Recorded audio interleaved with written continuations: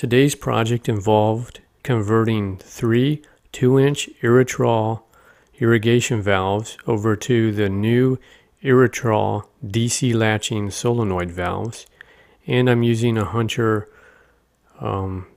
battery powered controller to control those 3 solenoids.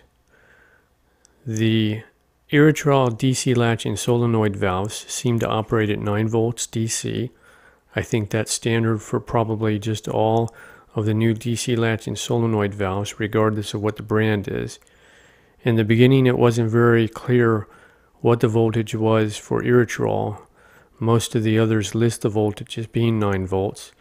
And the way I was able to test this to make sure it would work is you can just take a regular DC 9-volt battery and simply hook it up to the leads to the solenoid valve, and you can hear it click. It'll also pop the little plunger out of it, so be careful, it will shoot out. The 3 solenoids that I received were already in the open position, so I turned the water off to the system. I removed the 3 old solenoid valves.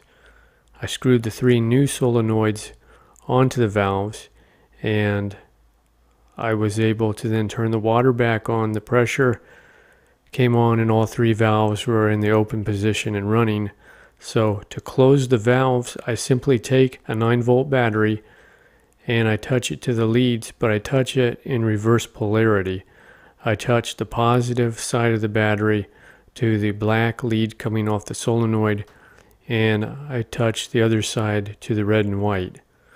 Normally, when you're wiring up the controller, the red wires from the controller go to the red and white wires on the solenoids, and the black wire, which is negative, would be the common. So it would be common to all 3 solenoids, and I wired them up that way.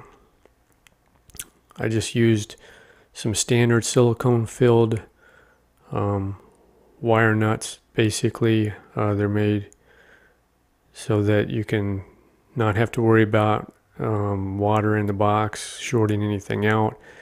The Hunter controller is good for down to 6 feet underwater. It's supposed to remain watertight, so you really don't have to worry about whether the valve box fills up with water or not. And in the picture, the controller is over on the right bottom side, and it has the rubber dust cap on it to prevent the lens from getting dirty. It's very similar to the other controllers the Hunter makes. Not quite the same. There's no knob on it. It's all buttons, but easy to wire up. The yellow leads are for a rain sensor. If you wanted to, you could cut the yellow lead in half and then wire it into a rain sensor. I didn't have one.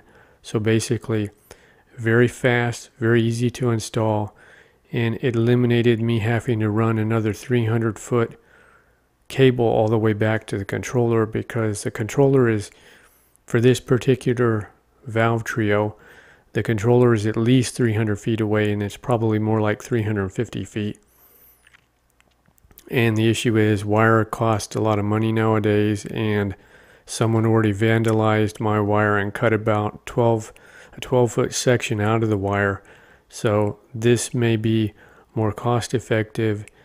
It's easier to set up for sure, and it was much better than trying to install a new controller closer to the valve box, because I don't have electricity available in most of these locations.